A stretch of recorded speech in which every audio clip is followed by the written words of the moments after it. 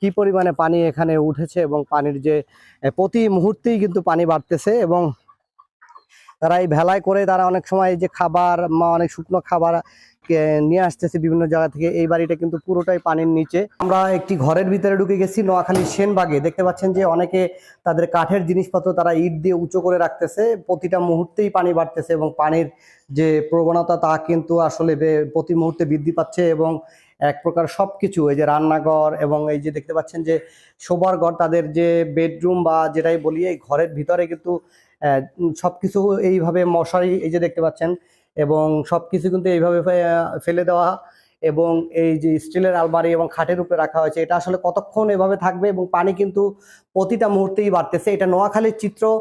অনেকেই বলতেছে যে ফেনীতে পানি কমতেছে, কিন্তু ফেনীতে পানি কমলেও কিন্তু পানি কিন্তু আসলে দেখতে পাচ্ছেন ঘরের এক মুরব্বী দাঁড়িয়ে আছে, তিনি আসলে প্রতিটা মুহূর্তেই তার লোকজন নিয়ে চেষ্টা করতেছে এখানে, যাতে করে তারা এই ঘরের পানি যত বাড়তেছে সাথে সাথে তারা ইট দিয়ে উঁচু করার চেষ্টা করতেছে। অনেক কিছু হয়তো তাদের এখানে বিল্ডিং দেখার কারণে অনেক ঘরে হয়তো ছাদ আছে, তাদের ঘরে ছাদে তারা কিছু নিয়ে যেতে পেরেছে। কিন্তু যাদের আসলে ছাদ নেই বা যারা টিনের ঘরে বসবাস করে তাদের ক্ষেত্রে কিন্তু আসলে খুবই কষ্টকর। এবং দেখতে পাচ্ছেন এই যে রান্না করার যে লাকড়ি তা এই যে, এবং এই পাশটায় দেখেন, আপনাদেরকে একটু দেখাই যে সিঁড়ির এই পাশটায় এখানে কিন্তু প্রচুর পানি, এবং এই পানি কিন্তু প্রায় এখন আস্তে আস্তে বাড়তেছে। এবং আমরা আপনাদেরকে একটু ছাদে নিয়ে যাব। ছাদে যে তাদের যে তোষক ভিজে গেছে এবং ছাদের কি অবস্থা বা ছাদের কি পরিস্থিতি আমরা আপনাদেরকে একটু দেখাবো যে এই মুহূর্তে ছাদে। এবং ছাদের সিঁড়ির উপরে উঠলে দেখা যায় যে পানি কি পরিমাণে পানি, একটু দেখাই আপনাদেরকে।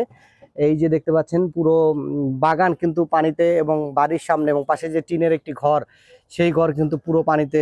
আমরা একটু ছাদে উঠলাম, ছাদে ওঠার পরে এখানকার পরিস্থিতি একটু আপনাদেরকে দেখানোর চেষ্টা করি যে এই এই ছাদের পরিস্থিতি একটু আপনাদেরকে দেখাই।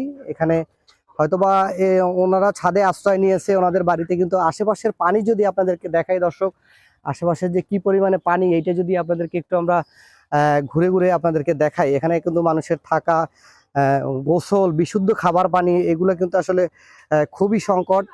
এবং তারা রান্না বান্না কোনো কিছুই করতে পারতেছে না। এবং দেখতে পাচ্ছেন হয়তো ছাদে অনেকে হাঁস মুরগি তারা এই ওনাদের বাসা আছে বিদায় ওনারা কিন্তু ছাদে এগুলা রাখতে পেরেছেন। কিন্তু এছাড়া যারা আসলে এই যে এই টিনের ঘরের কথা যদি দেখেন, বাড়ির সামনে আরেকটি ঘর, সেই ঘরের চিত্র যদি আপনাদেরকে দেখাই, এই যে দেখতে পাচ্ছেন পানি।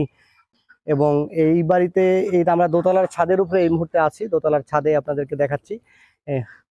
আর যদিও একটা বিষয় হলো যে বৃষ্টি নেই, শুধুমাত্র এখন বৃষ্টি নেই যার জন্য উপর থেকে পানি বাড়তেছে না, কিন্তু ফেনীর যে পানিগুলো সেই পানি কিন্তু আসলে ঢাকা চিটাগাং মহাসড়ক পার হয়ে যে পানি আসতেছে সেই পানিগুলো কিন্তু প্রতি মুহূর্তেই বাড়তেছে। এবং অনেকেই আমরা গতকালকে আমরা বলেছি যে আমরা দেখিয়েছি যে ঢাকা চট্টগ্রাম মহাসড়কের যে চিত্র, সেই চিত্র কিন্তু আমরা আপনাদেরকে দেখিয়েছি। আমরা একটু এই বাড়ির যে মুরব্বী তার সাথে একটু কথা বলবো। আমরা একটু এই মুরব্বীর সাথে একটু কথা বলার চেষ্টা করি। এই মুরব্বীর সাথে একটু কথা বলার চেষ্টা করি। তিনি আসলে তো মুরব্বী তো ভালো নেই আপনি, সেটা তো জানি আমরা। আসলে তো মনে করেন আমার এখানে 1 বুক পানি, বিল্ডিং এর ভিতরে 1 ফুট পানি, আর ওই 3টা ঘর তো ডুবিয়ে গেছে। ওই 3টা ঘর তো মনে করেন এখানে আর কিছু করার মতো রাখার মতন কিছু নেই। এখন কিভাবে চলতেছেন আসলে? এখন আল্লাহ যেভাবে চালার এইভাবে মনে করেন যে মুড়ি মনে করেন যা শুকনো খাবার বা রান্না বাড়ি তো অসুবিধা।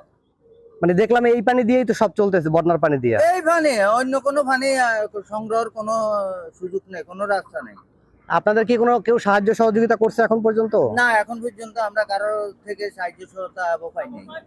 এই পানি অনেকেই বলতেছে যে ভারত পানি ছেড়ে দেওয়ার কারণে এটা হয়েছে, আপনি কি? এটা তো সবাই বলে, আমরাও মনে করি যে এটা এই ভারতের পানি ছাড়া মনে করেন যে এই পানি বাড়ার কোনো সুযোগই নাই। এই ভারতের পানি ছাড়া এই মনে করেন যে এই পানি ঢুকার কোনো নোয়াখালীতে এই পানি হওয়ার সম্ভাবনাই নাই। তো আপনার ঘরে পানি বা আপনি ছাদে আশ্রয় নিচ্ছেন, এখন এই রাস্তা দিয়ে চলাচল তো খুব প্রায় বুক সমান পানি, সমান, হ্যাঁ, গলা সমান পানি। পানি তো প্রতি মুহূর্তে বাড়তেছে। এরপরে আপনি এই কারণে ওই বেলা একটা বানাইছি, এখন তো এটা আল্লাহ ভালো জানে। তো সবাই আসলে সাহায্য সহযোগিতা এগিয়ে আসা উচিত কিনা? এটা তো অবশ্যই, যদি কারো দিল মায়া দয়া হয় তাহলে কেউ যদি আসে তাহলে আমাদেরকে সাহায্য সহযোগিতা করবো, আর না হইলে তো মনে করেন আল্লাহর সাহায্য হইলো বড়। জি ধন্যবাদ।